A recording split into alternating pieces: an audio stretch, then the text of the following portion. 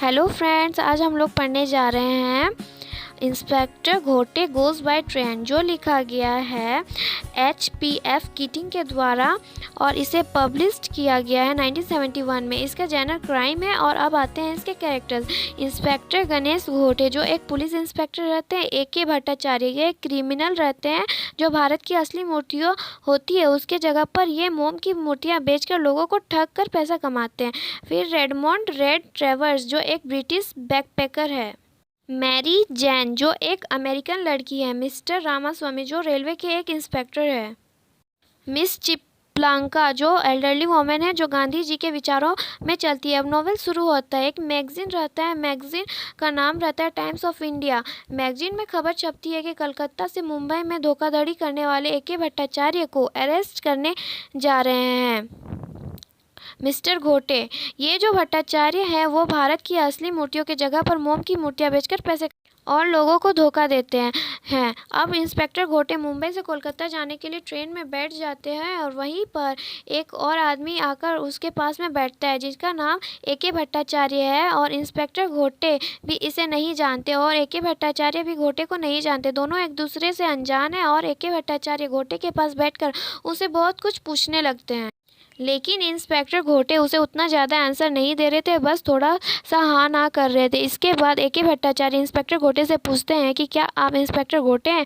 और घोटे उसकी बात सुनकर कंफ्यूज हो जाते हैं और सोचने लगते हैं कि इसे कैसे पता चला कि मैं इंस्पेक्टर घोटे हूँ। तो A.K. भट्टाचार्य बताते हैं कि टाइम्स ऑफ इंडिया मैगजीन में आपके बारे में छपा था। इसके बाद इंस्पेक्टर घोटे की नज़र A.K. भट्टाचार्य के बैग पर पड़ी जिसमें लिखा हुआ था AKB। तब इंस्पेक्टर घोटे को डाउट हो जाता है कि कहीं यही तो वो व्यक्ति नहीं जिसका नाम A.K. भट्टाचार्य है और जिसे पकड़ने मैं कोलकाता जा रहा हूँ। उसके बाद घोटे A.K. भट्टाचार्य से उसका नाम पूछते हैं कि आपका नाम क्या है।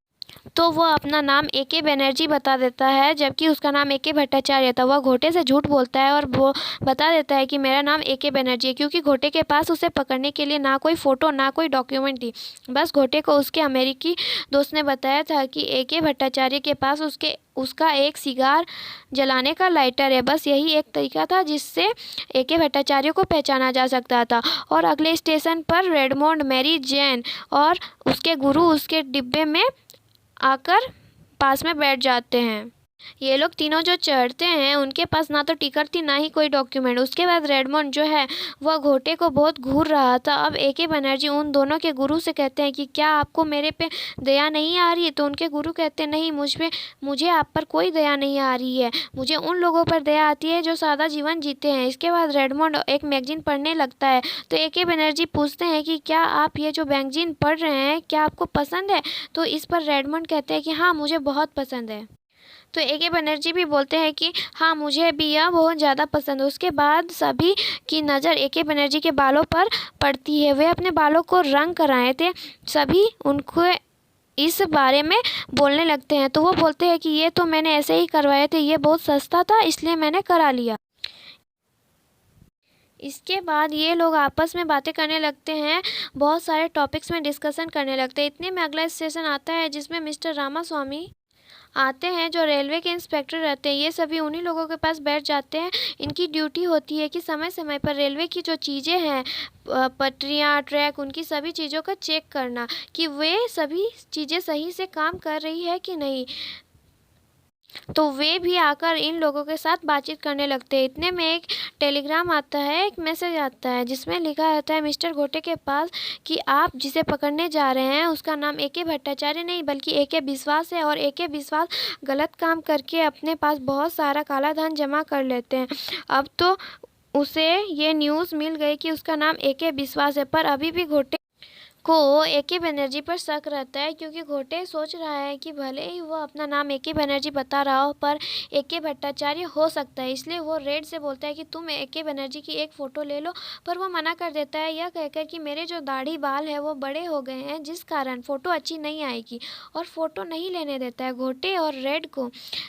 उसके बाद जैसे ही ट्रेन कोलकाता पहुँचने वाली होती है उसके कुछ दूर पहले ही ट्रेन रुक जाती है। ट्रेन से उतरकर ए.के. बनर्जी घोटे को लेकर नाई के पास चला जाता है और ए.के. बनर्जी के बाल नाई बहुत धीरे धीरे काट रहा था, जिसके कारण ट्रेन छूटने लगती है। पर घोटे ए.के. बनर्जी को खींचकर ट्रेन में लाता है। उसके बाद घोटे बनर्जी को कहते हैं कि आज तो ट्रेन आपकी वजह से छूट ही जाती।